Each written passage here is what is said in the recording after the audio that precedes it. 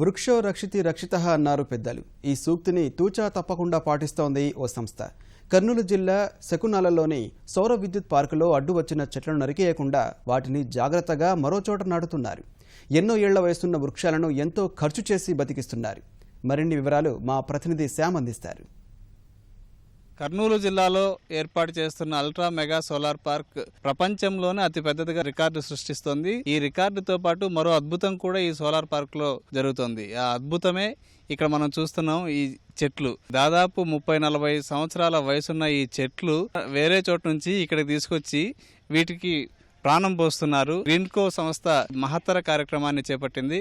ఈ సంస్థ పీడీ గారు శ్రీనివాస్ గారు ఉన్నారు. సార్ నమస్తే. నమస్కారం సార్, ఈ మొక్కల్ని, ఈ చెట్లని ప్రధానంగా ఇంత పెద్ద కార్యక్రమం చేస్తున్నారు. వీటిని చంపేయకుండా, వీటిని నరికేయకుండా, ఇది ఎట్లా సాధ్యమే? గ్రీన్ కో అంటే మనం గ్రీన్ గా ఉంటాం కదా, మనం ఎక్కడికి వెళ్ళినా గ్రీన్ డెవలప్మెంట్. ఈ సైట్ లో 2500 ఏకర్స్ లో అక్కడ చెట్లు ఉన్నాయి. డెఫినెట్ గా మన సోలార్ ప్లాంట్స్ మొత్తం మాడ్యూల్స్ పెట్టాలి అని అంటే స్ట్రక్చర్ డెఫినెట్ గా ఇవన్నీ తీయాలి సార్. తీసి రీప్లాంటేషన్ కి కంప్లీట్ చాలా ప్రయాసతో కూడుకున్న పని, దాంతోపాటు ఖర్చుతో కూడుకున్న పని.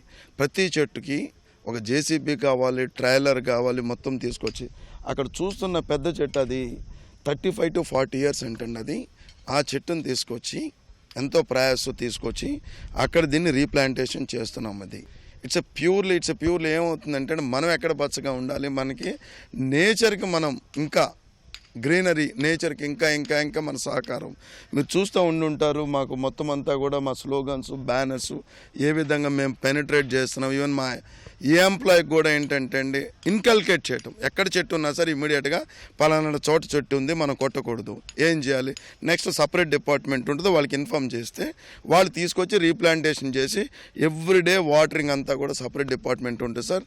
ఇక్కడే కాదు, మాకు అన్ని సైట్లలో కూడా we are following the same concept. ఒక చెట్టును ఒక చోటు నుంచి తీసుకొచ్చి ఇక్కడ నాటడానికి ఎన్ని రోజులు పడుతుంది, ఎంత ఖర్చు అవుతుంది? మీకు ఒక చెట్టునంటే డిపెండ్స్ అపాన్ ద ట్రీ అండి. మీకు ఒక రోజు నుంచి 2 రోజులు పట్టవచ్చు, ఒక 4 రోజులు కూడా పట్టవచ్చు అండి. సో ఖర్చు అనేది మినిమం అయితే 15,000 నుంచి అది 25,000-30,000 కూడా అయ్యే ఖర్చు అయ్యేది ఉంటుందండి. ఎంత ఖర్చు పెట్టేమని కాదు, 35 years చెట్టుని చంపి మనం డిస్ట్రాయ్ చేసే రైట్ మనకు లేదు. We have to replant. అదే కాన్సెప్ట్ మేమంతా కూడా ఫాలో అవుతున్నామండి. ఎక్కడ చెట్టు ఉన్నా కూడా మీది ఎక్కడైనా చూడండి, ఎక్కడ మేము చెట్టుని కిల్ చేసింది, డిస్ట్రాయ్ చేసింది లేదు. ఒక చెట్టుని తీసుకొచ్చిన తర్వాత అది మళ్ళీ నాటిన తర్వాత అది మళ్ళీ చిగురిస్తుంది, ఆకులు వస్తున్నాయి, కొమ్మలు వస్తున్నాయి. ఇవి చూసిన తర్వాత మీకు ఏమనిపిస్తుంది? ఒక చైల్డ్కి బర్త్ ఇచ్చినప్పుడు జనరల్గా ఆ మదర్ ఎంత హ్యాపీ ఫీల్ అవుతుందో జనరల్. సో అదేవిధంగా మనకి ఇప్పుడు పాపం ఎవరో ఒక ఆయన చెట్టేసి ఉంటారు, మనం డిస్ట్రాయ్ చేసే రైట్ మనకు లేదు. అందుకని ఆ విధంగా చిగురిస్తే ఎవ్రీడే మేము వచ్చినప్పుడు ఎన్ని చెట్లు చిగురిచ్చినాయి, ఏమవుతున్నాయి, we feel very very happy అండి. వన్ ఆఫ్ ద థింగ్, మనం కూడా నేచర్కి సహకరిస్తున్నాం. నేచర్ లేనిదే మనం ఉండం, దాని గురించి మనకు కూడా గ్రీనరీ, అది sir main. Thank you sir. ఇక్కడ మనం చూస్తే ఒక రకంగా చాలా రకాలు రాగి, కానుగ, వేప ఇట్లాంటి చాలా రకాల చెట్లు, భారీ వృక్షాలు, చిన్న వృక్షాల దగ్గర నుంచి పెద్ద పెద్ద వృక్షాల వరకు ఇక్కడ మనం చూడొచ్చు.